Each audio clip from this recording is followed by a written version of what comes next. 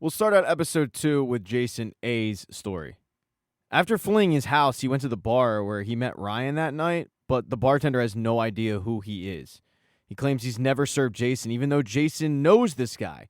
And he goes there all the time. The bartender is insistent, "Yeah, dude, I don't know you." That's when Jason starts getting worried that maybe there's something wrong with him. So he checks himself into the hospital.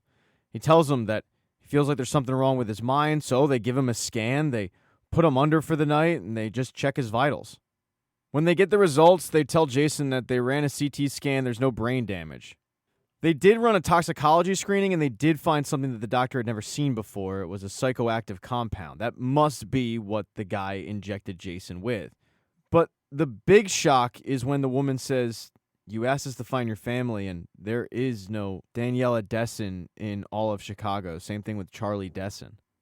The doctor then decides to start going over the resume of Jason, and everything checks out until she says, "You won the Pavi Award."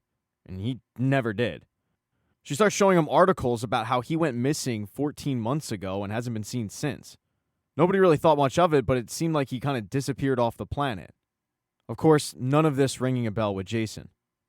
Jason, using the iPad that the doctor is showing him, decides to Google Daniela's maiden name, and he finds out that not only is she an artist, she's having an art gallery that day. It's the premiere of the exhibit. So he decides, after he checks himself out of the hospital, to head over. And as Jason's heading over, Leighton and Amanda are trying to find him. One of their last-ditch efforts is to contact Ryan, because Jason had mentioned that he remembered meeting up with Ryan in the bar, and they knew who he was talking about, but they haven't heard back. So the search for Jason continues. A little while later, though, Jason does arrive at the art gallery, and it takes a little bit of convincing, but he's able to find his way in. The art gallery is all about memories and taking different passages towards your future and different timelines. Jason doesn't really care about any of that. All he cares about is finding Daniela. But he is surprised because when he comes out of the art gallery to the general meeting area where the party's going on, he's all over the walls. It's as if he was the subject of this art gallery. And he doesn't remember taking any of these pictures. But all of that goes away when he finally locks eyes with Daniela. The first thing he does is ask her, "Where's Charlie?" But Daniela says, "I don't know who Charlie is." But she's so busy with everybody else at the party. She's trying to be a good party host. And she's really not picking up on the fact that Jason is very confused. But that's when he sees another familiar face show up, and it's Ryan. Although Ryan looks way different than he remembered. The conversation between the two is a little awkward. Ryan asks him, "Where the hell have you been?" And Jason can't answer that question. So the two head over to the bar, and Ryan starts telling him all the rumors that he heard about where Jason went. Ryan then asks him, "Hey, how did those compounds work that I made for you a year ago?" And Jason says, "I don't know what you're talking about." And Ryan doesn't believe that. He says, "Jay, I know you're buried amongst a bunch of NDAs, but I did a lot of work for you and Velocity all in the dark." And Velocity is the company that Jason apparently co-founded. He starts asking Ryan all about Velocity and what he knows about it, but Ryan, thinking that Jason does know all about this, is very confused with the behavior. They then get distracted because Daniela makes a speech to all the partygoers and thanks them for coming. After the party, Daniela, Ryan, and Jason all head over to Daniela's apartment. Daniela says, "Now that it's just the three of us, can you tell us where you've been?" And Jason tries his best. He starts out with a hypothetical, "Hey, what if this guy woke up and then all of a sudden his house wasn't the same and his wife wasn't the same and all of that?" But then it becomes obvious that he's talking about himself. He swears that he's not crazy. And he asks Daniela, "All right, well, what do you remember? Anything?" And what she remembers is that he randomly showed up out of the blue, saying that he had been thinking of her. And the two had their time way back in the past, and she was in love with him, but that ended. And it was Jason's decision to end it. What Jason told her that night was that their decisions create worlds, and every decision you make creates more and more and more worlds. And that in this world, the worst choice he had made was the one that he made with her, which was picking work over being in a relationship with her. They talked for a while, and he discussed his research, which was a project currently under wraps. And then he said, "You're probably never going to see me again." And she didn't until he showed up at the gallery. She then asks, "You asked, where's Charlie? Who's Charlie?" and he tells her it's our 15-year-old son. Ryan over here, he won the Pavia. And that's enough for Ryan. He's so frustrated with the way that Jason's acting, he just has to get out of there. And the reason is because 15 years ago, Daniela got pregnant. And the decision that was made was for Daniela to get an abortion and for Jason to go do his work. Well, that's what this world's Jason did. That's what Jason B did. Of course, Jason A, he chose the other path, to raise a family with Daniela, where one day she would abandon her own art and just work in an art gallery.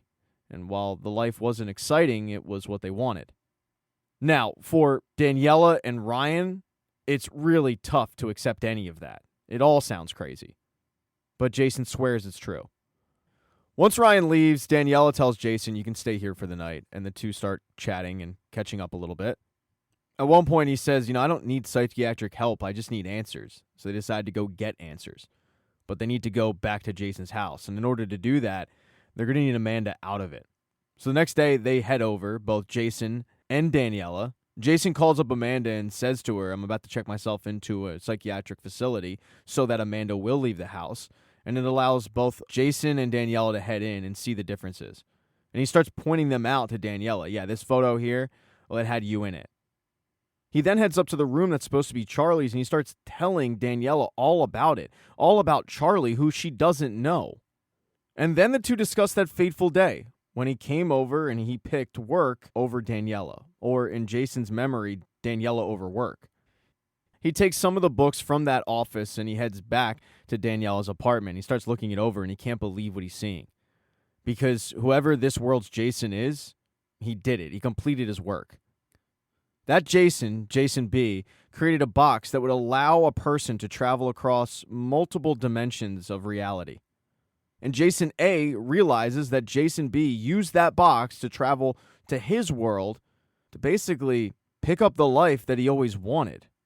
Straight up Parent Trap situation. That's when he realized that the guy that abducted him was Jason, but from this reality, not the one that he left. It all sounds really crazy, but this is what Jason had been working on for most of his life, at least the theory of it, so Daniela just has to kind of buy it. But for that night, Jason's going to once again stay at Daniela's place. And Daniela goes up to him and says, can you tell us about our wedding? And Jason starts retelling her about the wedding, and then they start kissing, but then they hear a knock at the door. And as there's a knock at the door that is pretty frantic, Daniela's phone rings. She has no idea who is on the other end. They don't identify themselves, and they hang up pretty quickly. And when Jason goes over to the door gets shot open, and Jason's at gunpoint. Daniela starts to call for 911, but the woman ends up shooting Daniela in the head and then tasering Jason and taking him away. But Jason's theory about this alternative Jason, or Jason B as we're calling him, is absolutely factual. Jason B had been not only living in Jason A's reality for a while, he'd been monitoring Jason A. So that when the time came for him to steal his identity, he would know everything. He would know all about Charlie.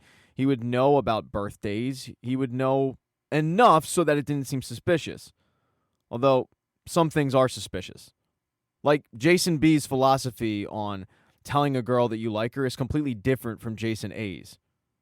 And Jason B doesn't know where the coffee is. But for the time being, Jason B is trying to acclimate himself to the life that he could have had in Jason A's world. Thank you so much for checking out this recap. Please consider subscribing to the channel and subscribing to my Patreon. Hit thumbs up if you liked it. Smash that thumbs down button if you thought it sucked. If you left a comment, I don't get back to you. I usually don't check the comments unless they're like a super comment. Also, if you don't see the next video up on the end screen, not to worry, it'll be up in a day or two.